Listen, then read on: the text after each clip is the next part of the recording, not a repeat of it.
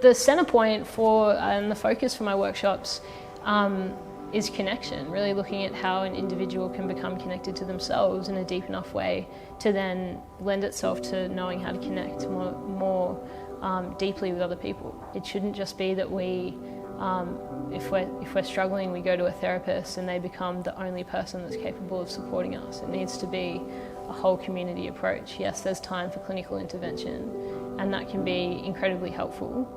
And in no way am I against that, but I just feel like it's only a piece of the puzzle, because it's not fair to be expected to go into a psych's office for 2 hours a week, bare your soul, be vulnerable, open up, and then sew yourself back together and go back out into the community. It's not a long-term solution. It's not a solution at all. So what are our responsibilities as community members and as friends and sisters and daughters and girlfriends and whatever to be that support for each other? And it's not that people don't want to be, it's actually that they don't know how to be. So I guess the biggest thing that I've realised in my work that I want to share with people is that there's so much more of what makes us the same than what separates us. And I think on that, it doesn't actually create happiness for you as an individual to focus on what separates us. When naturally, as human beings, we're so naturally wired to connect. And I see it as a speaker and I see it as a facilitator. All I have to do is walk into a space and give permission. And as soon as the permission is given, people connect. And what I tend to think about is why do we go against what's so natural for us?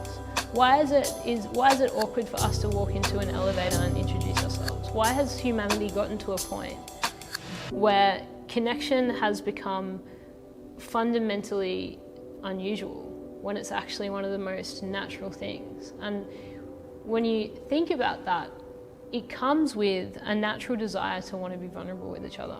No one enjoys putting on a mask. No one enjoys not being real and not being authentic, or not being themselves because they feel like that's the only way to get peer group acceptance. And I think that's the number one thing that I want to share with as many people as I can. My dream ultimately is to share that message internationally. The best way to influence, I think, is to empower people to understand that there's an actual process of change, and that it's not, it doesn't have to be this elusive, scary thing once you actually understand the cycle. And it's not necessarily about the actual physical changes in your world, and it's more about the internal journey.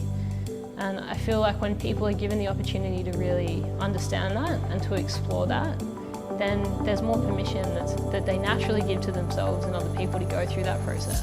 I'm excited to be going on my second international tour this year, and looking to expand the research that I do and the work that I do overseas into different groups through the UK and the States.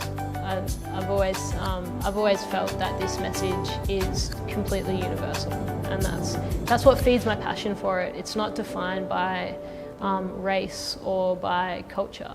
I mean, essentially at its core, the message is love.